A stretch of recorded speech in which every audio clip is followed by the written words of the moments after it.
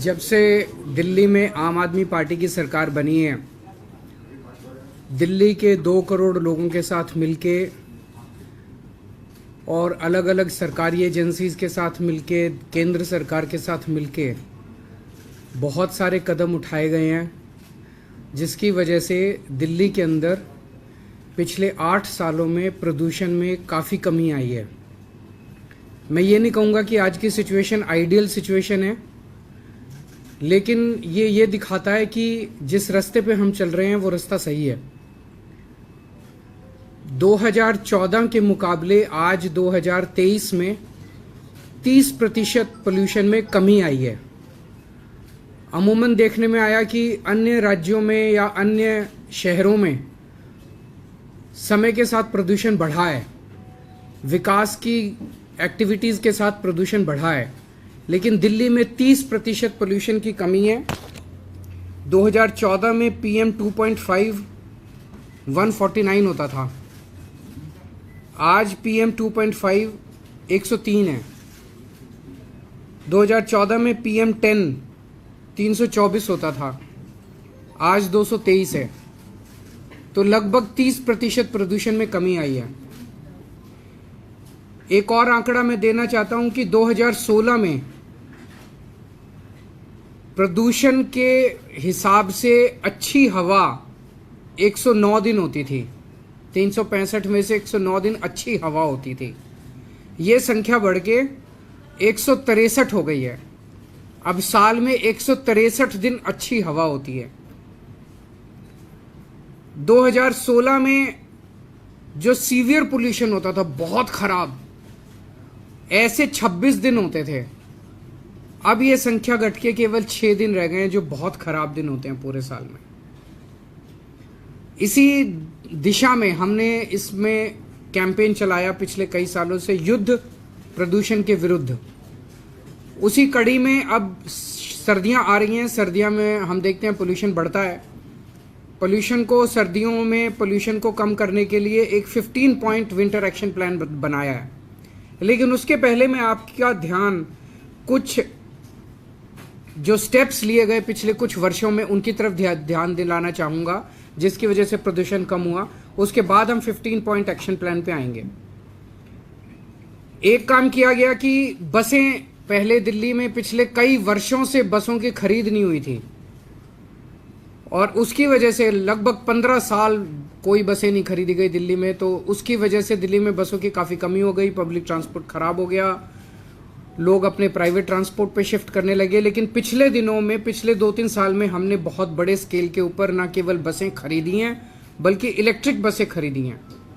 तो आज दिल्ली में, आज तक के दिल्ली के इतिहास में सबसे ज़्यादा बसें दिल्ली में हैं। 7135 बसें अभी दिल्ली की सड़कों पे हैं। इतनी बसें पहले कभी नहीं थी दिल्ली में।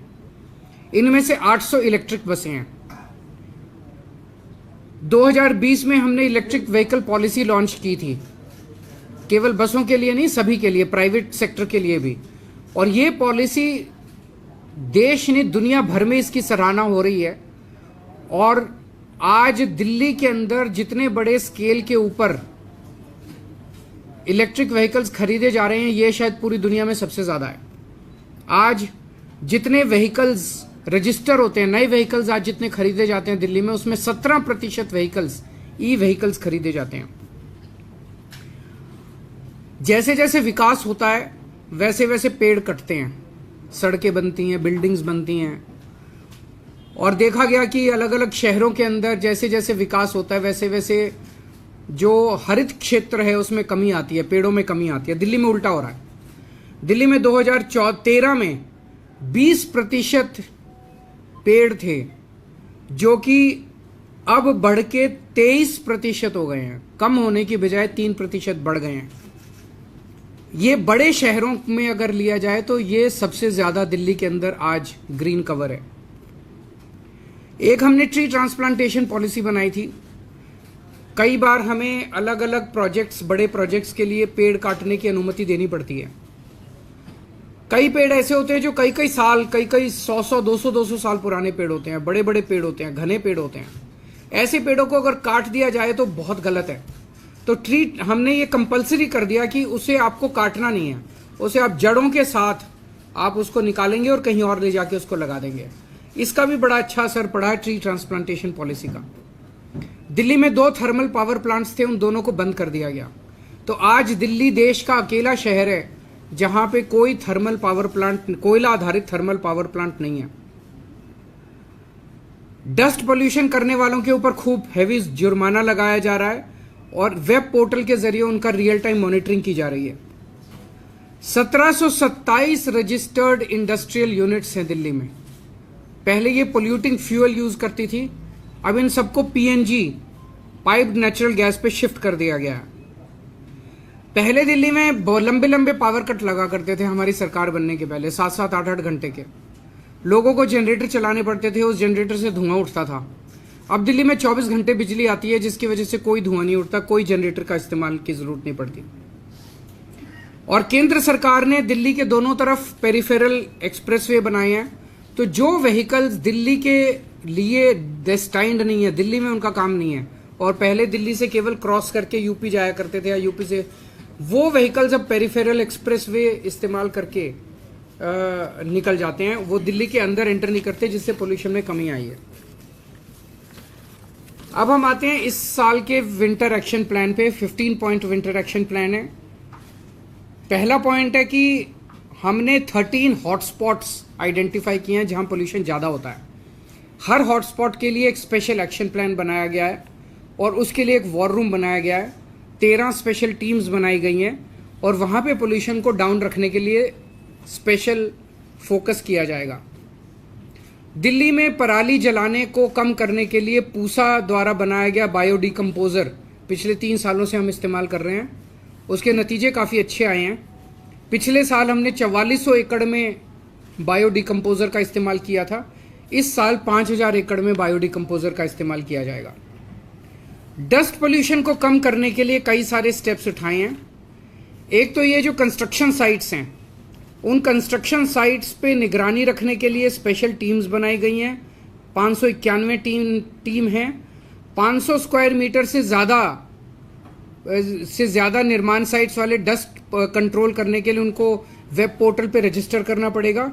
और 5000 स्क्वायर मीटर से ज़्यादा का अगर कोई कंस्ट्रक्शन साइट है तो उन्हें एंटी स्मॉग गन लगाना अनिवार्य होगा।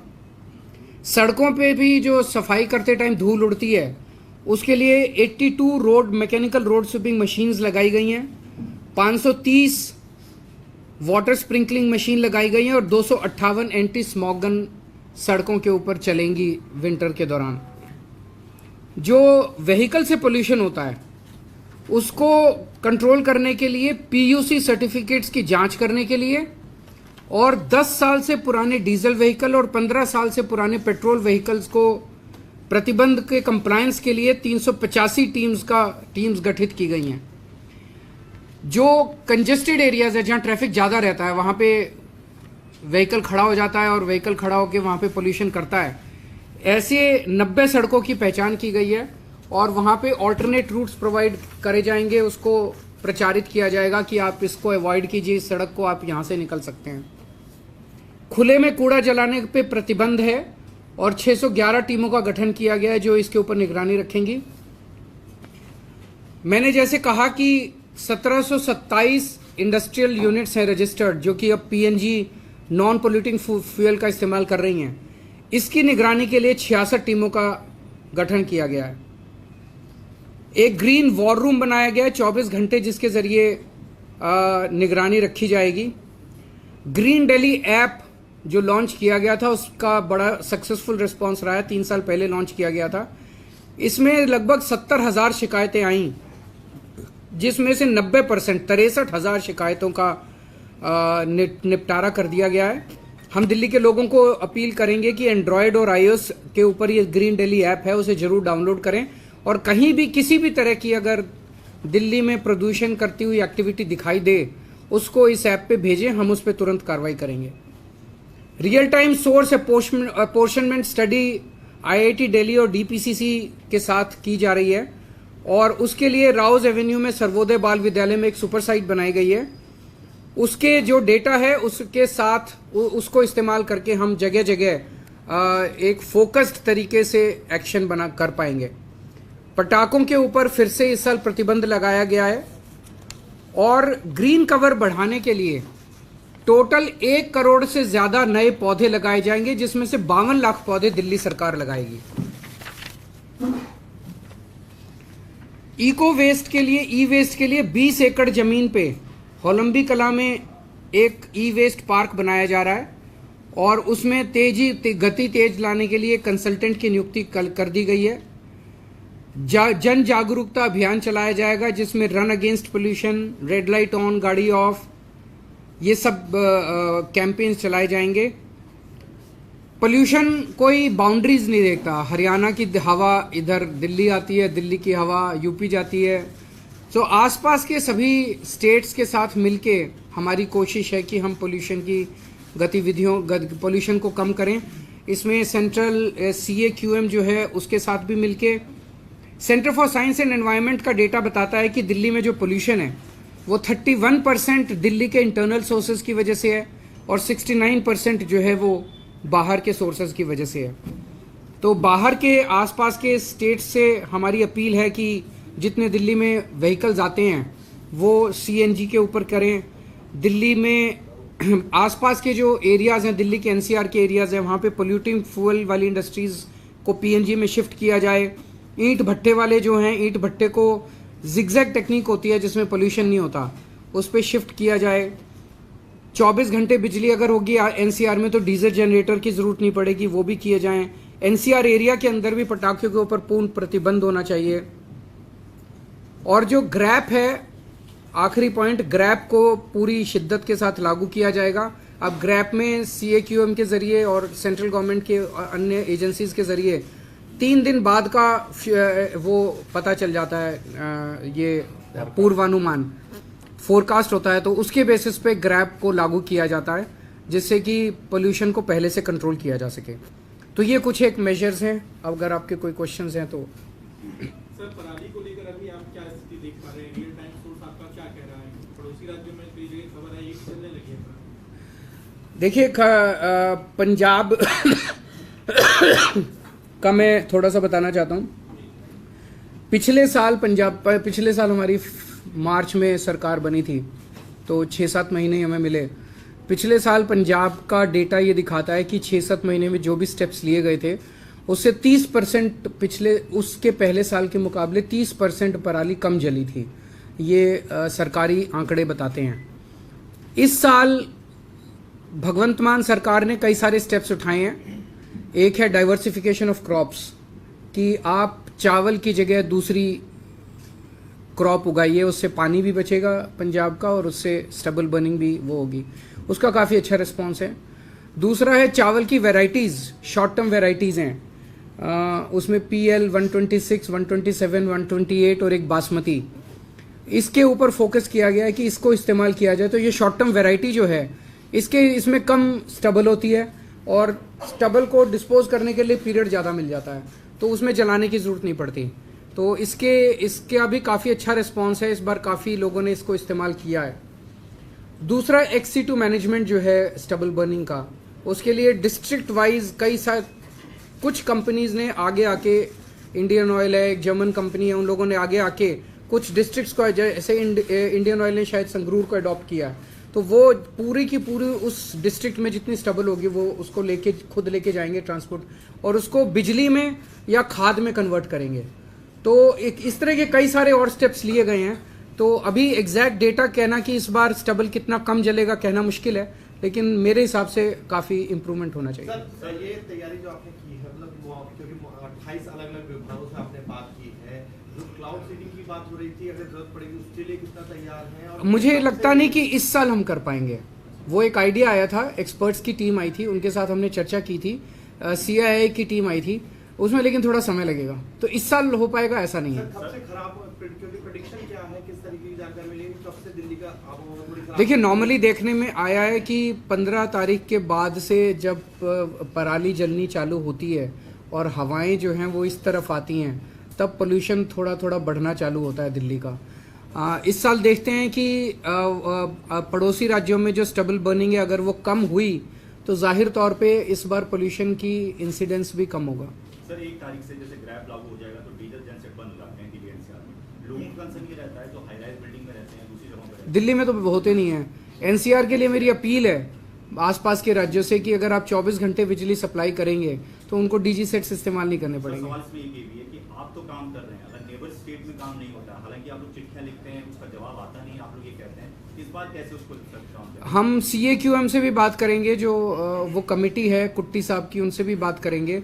उनका मैंडेट है कि आसपास के राज्यों को इसके लिए तैयार किया जाए। सर आपको लगता है जितने प्रतिबंध देश की राजधानी दिल्ली में लगाए जाते हैं पड़ोसी राज्यों में उतने प्रतिबंध नहीं फॉलो किए जाते? करने चाहिए, क्योंकि दिल्ली इशू केवल दिल्ली का नहीं है।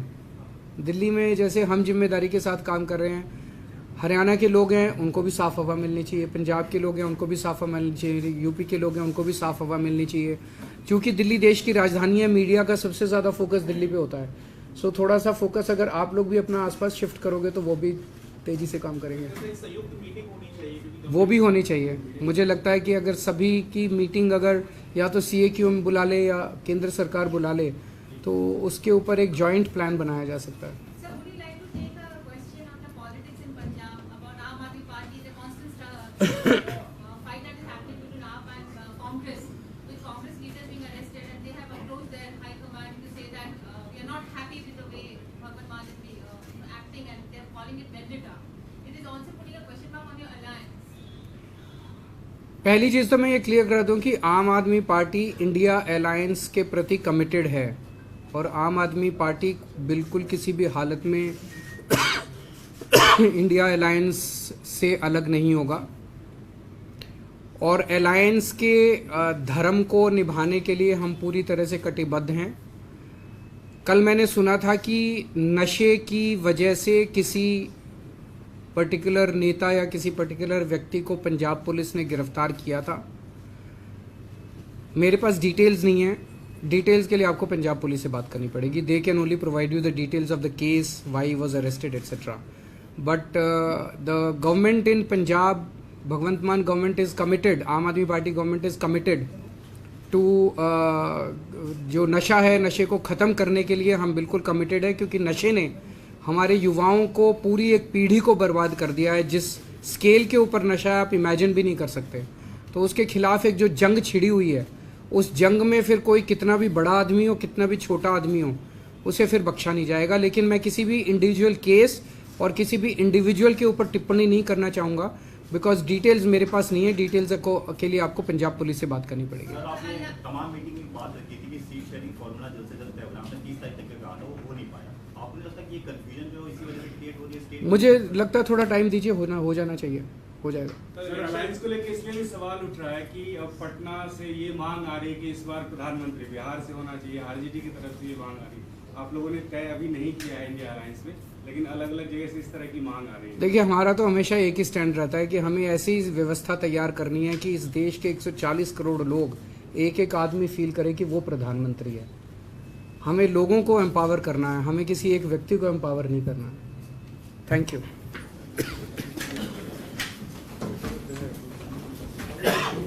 कहीं सुना है रिटेल की दुकान पर होलसेल का दाम? जी हाँ, नव्या लेकर आया है डिजाइनर सूट्स, कुर्तीज और फैब्रिक्स। सबसे सस्ता, सबसे अच्छा, defence road, Mamun, Pathankot. Contact 96141 96141।